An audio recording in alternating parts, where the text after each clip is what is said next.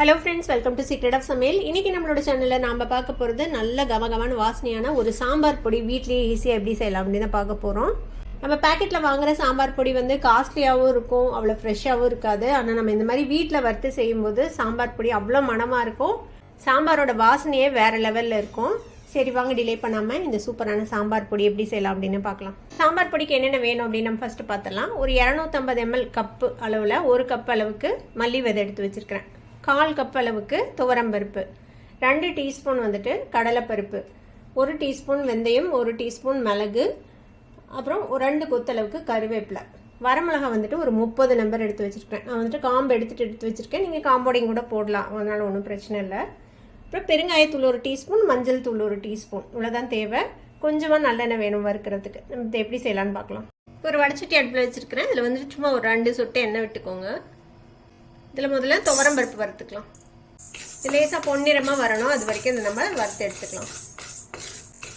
Medium to low ஃப்ளேம்லேயே வச்சு இந்த மாதிரி பொறுமையாக வறுத்துக்கோங்க, அப்போ தான் நல்லா வறுப்பட்டு நல்லா இருக்கும் மனமாக. இப்போ ஒரு 2-3 நிமிஷம் மீடியம் ஃப்ளேம்லேயே வச்சு வறுத்துருப்போம். பார்த்தீங்கன்னா தெரியும் பாருங்கள், செவந்துருச்சு துவரம்பருப்பு. இந்தளவுக்கு நல்லா செவந்து வறுப்படணும். இப்போ இதை எடுத்து ஒரு அகலமான தட்டில் கொட்டிடலாம். இப்போ அதே வடச்சட்டியில் நம்ம எடுத்து வச்சுருக்க இந்த கடலைப்பருப்பு இருக்குதுல 2 டீஸ்பூன் அதை போட்டுக்கலாம். இதையும் வறுத்துருங்க. இந்த எண்ணெய் பதமே போதும், இதுலேயே வறுப்பட்டுரும்.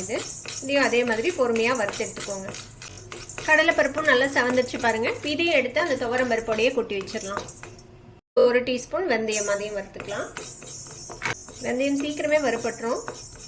வெந்தயம் வறுப்பட்டுச்சுன்னா லேசாக இந்த மாதிரி வெடிக்க ஆரம்பிக்கும் பாருங்கள். இந்த மாதிரி பொரியுதில்ல, இந்த அளவுக்கு இதை வந்துட்டு வறுத்துக்கணும். வெந்தயமும் வறுப்பட்டுருச்சு, இதையும் எடுத்து கொட்டிடலாம். இந்த 1 டீஸ்பூன் மிளகு, அதையும் வறுத்துக்கோங்க. மிளகு சும்மா சூடேற அளவுக்கு வறுத்திங்கன்னா போதும். ஒரே ஒரு நிமிஷம் மட்டும் இந்த மாதிரி கைவிடாமல் வறுத்து எடுத்து கொட்டிட வேண்டியதுதான். இப்போ மிளகும் வறுப்பட்டிருக்கும், இதையும் எடுத்து கொட்டிடலாம். இப்போ நம்ம எடுத்து வச்சுருக்க இந்த 1 கப் மல்லி இருக்குல்ல, அதை போட்டுக்கலாம். ஒரே ஒரு ட்ராப் எண்ணெய் விட்டுக்கோங்க. இதையும் வறுத்துக்கோங்க கைவிடாமல். இந்த மல்லியும் நல்லா மணம் வரும், அது வரைக்கும் வறுத்துக்கலாம். நல்லா மொறுன்னு வறுத்துக்கோங்க. ஒரு 2 நிமிஷத்தில் வறுப்பட்டுரும் மல்லி. ஏன்னா நம்ம வந்து குவான்டிட்டி கம்மியாக தான் எடுத்துருக்குறோம், அதனால் நீங்கள் நிறையா செய்கிறீங்கன்னா பார்ட்டாக போட்டு வறுத்து எடுத்துக்கணும். இதே தான் குவான்டிட்டி. இதையே அப்படியே டபுள் பண்ணிங்கன்னா உங்களுக்கு நிறையா குவான்டிட்டிக்கு எவ்வளோ அரைக்கலாம் அப்படிங்கிறதும் இதே மாதிரி அளவு தான். இந்த மல்லி வந்து வெள்ளையாக இருக்கிற மல்லியை விட கொஞ்சம் ப்ரௌன் கலராக இருக்கும்ல, அதுதான் நல்ல வாசனையாக இருக்கும். அதனால் நீங்கள் மல்லி செலக்ட் பண்ணும்போது இந்த ப்ரௌன் கலராக இருக்கிற நாட்டு மல்லி யூஸ் பண்ணுங்கள், அதுதான் ரொம்ப நல்லது. மல்லியும் வறுபட ஆரம்பிச்சிருச்சு, நல்ல மணம் வருது பாருங்க. லேசாக புரியுது பாருங்கள். எதுவுமே கரைஞ்சிடக்கூடாது, பதமாக வறுத்து எடுக்கணும். அப்போ தான் அந்த பொருள் வந்து நல்ல வாசனையாக இருக்கும் பாருங்கள். மல்லியும் வறுப்பட்டுருச்சு. இப்போ இதையும் எடுத்து கொட்டிடலாம் நம்ம அதோடையே. இப்போ அடுத்ததான் நம்ம இந்த வரமிளகாய் வறுத்துக்கலாம். 30 வரமிளகாய் எடுத்து வச்சுருக்கோம்ல, அது இதுக்கும் ஒரே ஒரு சொட்டு எண்ணெய் விட்டுக்கோங்க. இதையும் வறுத்துக்கலாம். நீங்கள் நீட்டு மிளகாய்க்கு பதிலாக குண்டு மிளகாய் கூட போடலாம், அதுவுமே நல்ல டேஸ்ட்டாக இருக்கும், நல்ல மணமாக இருக்கும். இப்போ மிளகாவும் ரோஸ்ட் ஆயிடுச்சு. இப்போ இதையும் எடுத்து அந்த பொருட்களோடையே கொட்டி வச்சிடலாம். கடைசியாக நம்ம எடுத்து வச்சுருக்க இந்த 2 கொத்து கருவேப்பிலை இருக்குல்ல, அதையும் நல்லா ஈரம் போக வறுத்துக்கலாம்.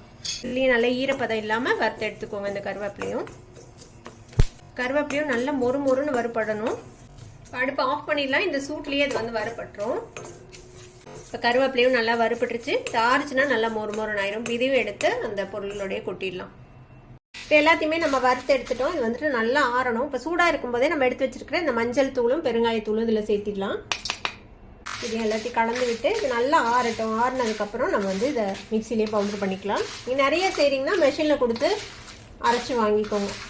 இப்போ இது எல்லாமே நல்லா ஆறிடுச்சு. இப்போ இதை வந்து மிக்சி ஜாருக்கு மாற்றிடலாம். இப்போ இதை வந்துட்டு நைஸாக பவுடர் பண்ணி எடுத்துகிட்டு வந்துடலாம். பாருங்கள், நல்ல கமகமான வாசனையான ஒரு சாம்பார் பொடி ரெடி ஆகிடுச்சு. இப்போ இதை வந்துட்டு நம்ம தட்டில் கொட்டிடலாம், கொஞ்சம் அகலமான தட்டில். இது மிக்சியில் அரைச்சதுனால கொஞ்சம் சூடாக இருக்கும். இது நல்லா ஆறட்டும். ஆறினதுக்கப்புறம் நீங்கள் ஒரு ஏர்டைட் கண்டெய்னரில் போட்டு நீங்கள் ஸ்டோர் பண்ணிக்கலாம். நம்மளோட நல்ல கமகமன் வாசனையான ஒரு சாம்பார் பொடி சூப்பராக ரெடி ஆகிடுச்சு. இந்த மாதிரி ஒரு சாம்பார் பொடி செஞ்சு நீங்கள் சாம்பார் வச்சு பாருங்கள், செம்ம டேஸ்டியாக இருக்கும். நான் இன்னொரு தடவை இந்த சாம்பார் பொடி போட்டு எப்படி சாம்பார் வைக்கிறது அப்படின்னு அடுத்த வீடியோவில் போடுறேன். கண்டிப்பாக ட்ரை பண்ணி பாருங்கள். ட்ரை பண்ணி பார்த்துட்டு எப்படி இருந்தது அப்படின்னு எனக்கு கமெண்ட்ஸில் ஃபீட்பேக் கொடுங்க. இந்த வீடியோ உங்களுக்கு பிடிச்சிருந்ததுன்னா சப்ஸ்கிரைப் பண்ணுங்கள். பக்கத்தில் இருக்கிற பெல் ஐகானை கிளிக் பண்ணுங்கள். அப்போ தான் ஃபியூச்சர் நோட்டிஃபிகேஷன்ஸ் உங்களுக்கு உடனே வந்து சேரும். லைக் பண்ணுங்கள், ஷேர் பண்ணுங்கள். தேங்க்யூ ஃபார் வாட்சிங் this video viewers. Bye bye.